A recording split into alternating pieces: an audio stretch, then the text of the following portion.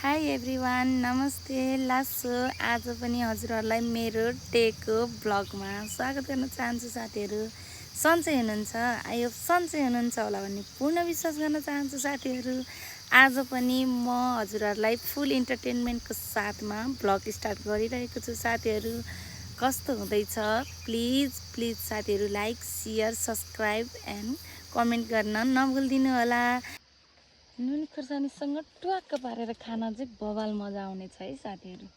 अलिअलि धेरै फलेको रहेनछ, अलि भित्रभित्र भएको हुनाले मैले देखाउन सकेन। आएपछि चाहिँ मेरो बाबुलाई एकदम आमा आमा खोज्दै हिँड्नुपर्ने पर्छ कि यसलाई चाहिँ फेरि। अनि आमा चाहिँ तल छ लालहट्दिरा यसलाई चाहिँ आमा भेट्नुपर्ने। एकछिन पनि घरमा बस्न मानेन, आमा आमा खोज्दै हिँडिरहेछ। त्यही भएर आमा बाठामा लगिदिन लाग्छ साथीहरू। बच्चा बच्चीहरूको लागि चाहिँ गाउँघर एकदम रमाइलो हुन्छ क्या साथीहरू। ए नाति बजाइले के काम गरिरह हो? धान उखेल्नलाई सहयोग गर्दैछ। मम्मी नाति ठुलो भएपछि तपाईँ सुख पाउँछ हो? लप्साङ तिमी आमालाई सघाउने हो? कति माया लाग्छ आमाको हो? ल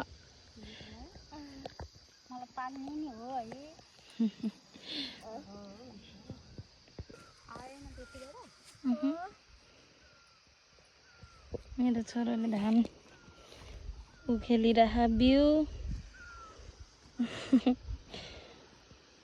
कृषक बन्छ क्या हौ पछि। असार लागिसकेपछि धान रोप्नुपर्ने हुन्छ साथीहरू। सो धान रोप्नुपर्ने कारण भएको हुनाले चाहिँ आज मैले धानको बिउ उखेल्दैछु। मम्मी म भएर धानको बिउ उखेल्दैछौँ साथीहरू। भोलि रोपाइ हुनेछ। भोलि रोपाइको छुट्टै भिडियो आउनेछ साथीहरू। पक्कै पनि फुल इन्टरटेनमेन्ट र इन्जोयको साथमा। बर्सातको समय लागिसकेपछि कहिले घाम कहिले पानी त पक्कै पनि हुने नै भयो साथीहरू।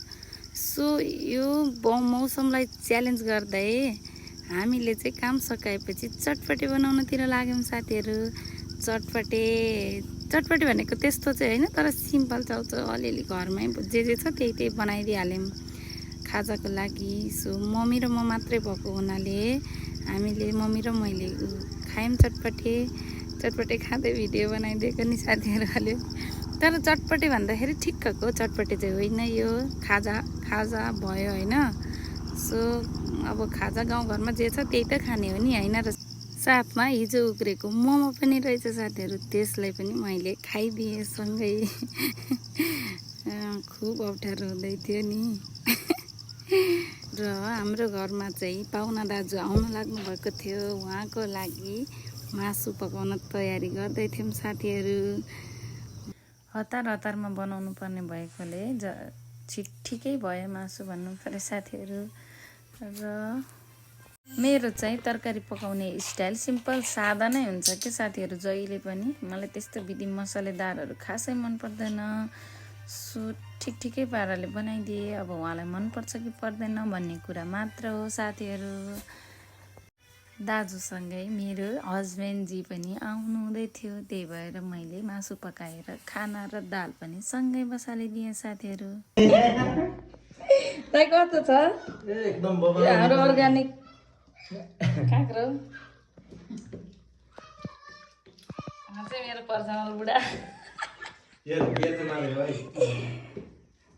दाइ खै खानु त एकचोटि धादिङको भात कस्तो छ दाइ हो? उहाँहरूलाई खाना खानिदिइसकेपछि घाँस काट्न गए साथीहरू। घाम एकदम लागिरहेको थियो। चर्को घाममा छिटो भारी पुगाएर घर आएँ। गर्मीले गर्दाखेरि हेर्नु न मेरोमा पसिना। भिडियो अन्तिमसम्म हेरिदिनु भएकोमा धेरै धेरै धन्यवाद साथीहरू।